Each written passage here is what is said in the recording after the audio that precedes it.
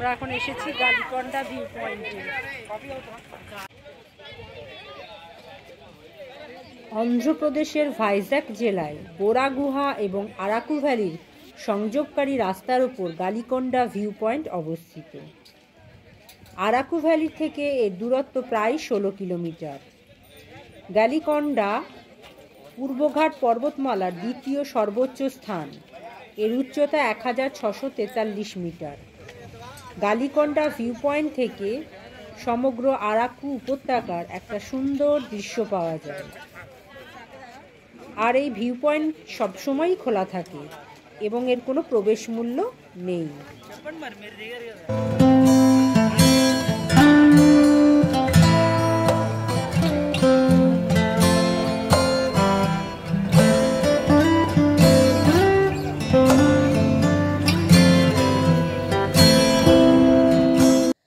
গালিকন্ডা view পয়েন্টে ভুট্টা, জল, কফি ইত্যাদি টুকিটাকি খাবার জিনিস এখানে পাওয়া যায়।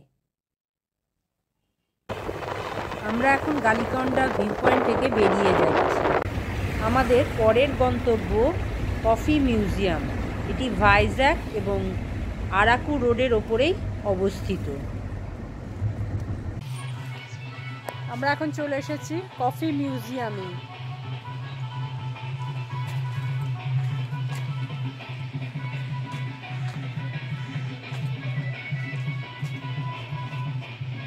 কফি মিউজিয়াম খোলা থাকে সকাল 9টা থেকে রাত্রি 8টা পর্যন্ত। বড়দের টিকিট 20 টাকা, ছোটদের 10 টাকা। 1930 সালে প্রকাশ রাও নামে এক ব্যক্তি আরাকুতে একটি ক্যাটারিং পরিষেবা চালু করেছিলেন, যার অন্যতম উদ্দেশ্য ছিল অ্যারোবিক কফি স্বাদের মহিমা পর্যটকদের কাছে তুলে ধরা। 1954 সালে এটি বৈদেশিক অভ্যাগতদের জন্য কফি হাউসে পরিণত হয়। এখানে দেয়ালচিত্রের মাধ্যমে কফির উৎস এবং ইতিহাস সম্পর্কে তুলে ধরা হয়েছে। কফি মিউজিয়ামে বিভিন্ন স্বাদের কফির পাশাপাশি নানা রকম চকোলেট, মশলা প্রভৃতি পাওয়া যায়। আরাকু ভ্রমণে এলে আপনি অবশ্যই কিছুটা সময় কফি মিউজিয়ামে কাটাতে পারেন এবং বেশ ভালোই লাগবে সময়টা কাটাতে। কফি মিউজিয়ামের বাইরেটা এরকম দেখতে, কিন্তু ভেতরে ভিডিওগ্রাফি অ্যালাউ নয়, সেই জন্য ভেতরে ভিডিও করা গেল না।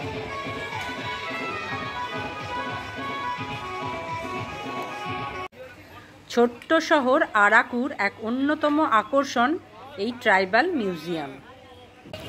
ট্রাইবাল মিউজিয়ামের এন্ট্রি ফি বড়দের 60 টাকা, ছোটদের 30 টাকা। মিউজিয়ামের ভিতরে ঢুকেই একটি লেক রয়েছে, যেখানে আপনি চাইলে বোটিংও করতে পারেন। এছাড়াও এখানে বিভিন্ন অ্যাডভেঞ্চারাস স্পোর্টসেরও ব্যবস্থা রয়েছে। ট্রাইবাল মিউজিয়াম সকাল 10টা থেকে বিকেল 5টা পর্যন্ত খোলা থাকে। আর এই মিউজিয়াম এলাকার ভিতরেই বিভিন্ন দোকান আছে, যেখানে আপনি চাইলে কিছু টুকিটাকি কেনাকাটাও করতে পারেন। এখানে বেশিরভাগই এখানকার আদিবাসী শিল্পীদের প্রস্তুত করা বিভিন্ন শিল্প নিদর্শন এখানে রয়েছে।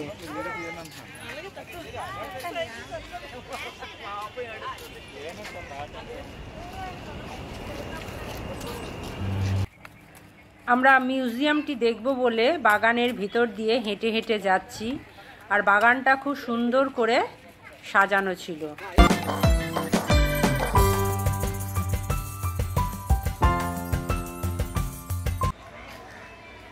এটি হচ্ছে মিউজিয়ামের সামনের দিকটা। এখান দিয়ে আপনাকে ভেতরে ঢুকতে হবে। এখানে সব আদিবাসীদের জীবনযাত্রা কেমন ছিল সেগুলোই বিভিন্ন নিদর্শন দিয়ে এখানে তুলে ধরা হয়েছে।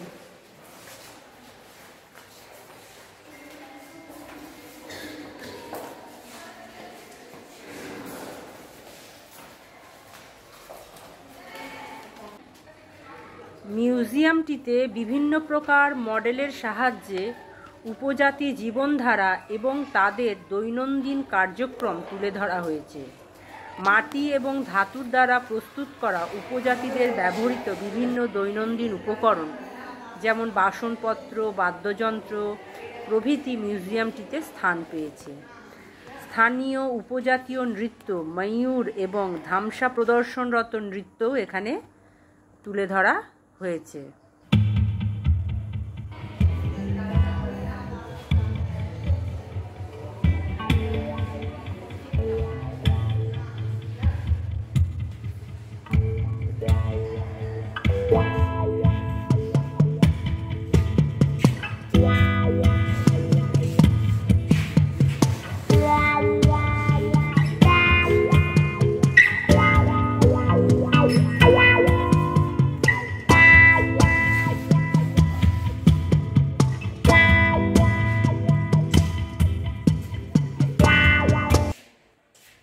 এটা কি তৈরি হচ্ছে বাবু? এটা কি তৈরি হচ্ছে? এটা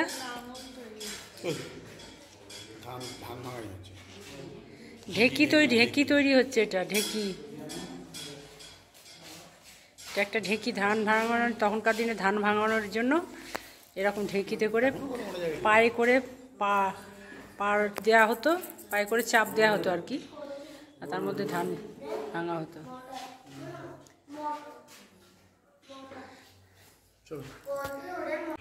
আমরা ট্রাইবাল মিউজিয়ামটি ঘুরে দেখলাম, আমাদের খুব ভালোই লেগেছে। আমরা এখন আরাকুতে এসেছি ট্রাইবাল মিউজিয়ামে, ঘুরে ঘুরে দেখছি। এই যে আমার মেয়ে এখানে একটা পাখা কিনছে।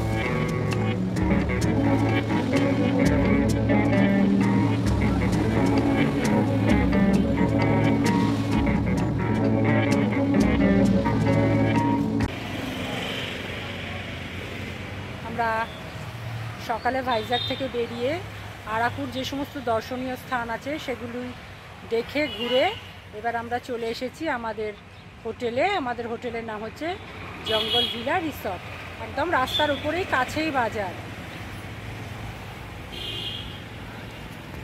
রুমে ঢুকি, তারপরে আপনাদেরকে দেখাবো রুমটা কীরকম।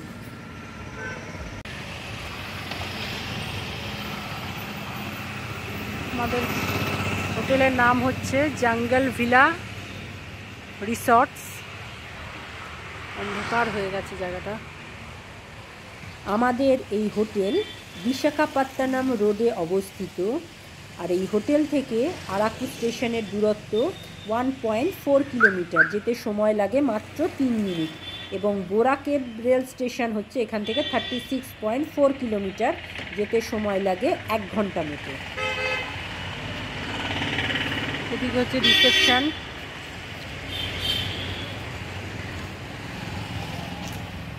এদিক দিয়ে রোড এবং এদিক দিয়ে গাড়ি টাড়ি আসা যাওয়া করে। এই যে এখানে বাচ্চাদের হোটেলের মধ্যে খেলার জায়গাও রয়েছে, প্লে স্টেশন।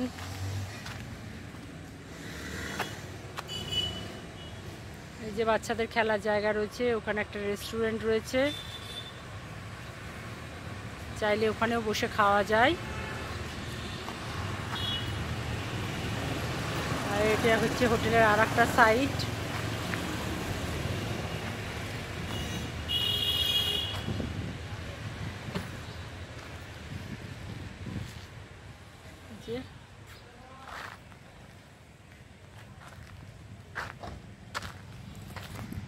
উপরে চলে এসেছি, হোটেলের রুমে এবার আমরা ঢুকবো।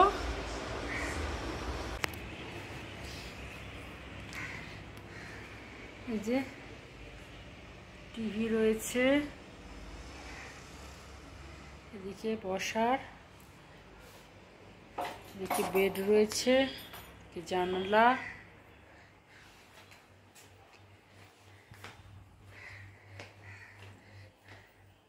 এদিকে রয়েছে ওয়াশরুম, আর এদিকে একটা বসে খাওয়ারও রয়েছে। টেবিল রয়েছে।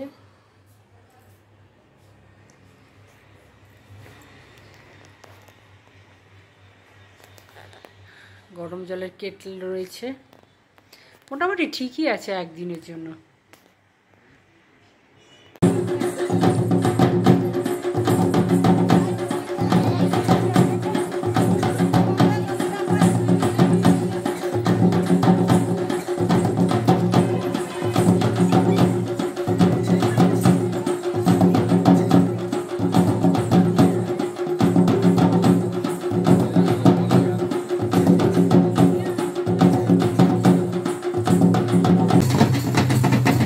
হোটেল কর্তৃপক্ষ সন্ধেবেলা এখানে আদিবাসী নাচ গানের ব্যবস্থা করেছিল।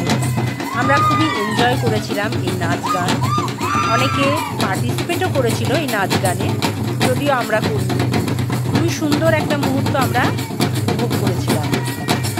সেই সুন্দর মুহূর্তের কিছু অংশ আপনাদের সাথে ভাগ করে নিচ্ছি। আশা করি আপনাদের ভালোই লাগবে। আর আরাকু ভ্রমণ আমাদের এখানেই শেষ হলো।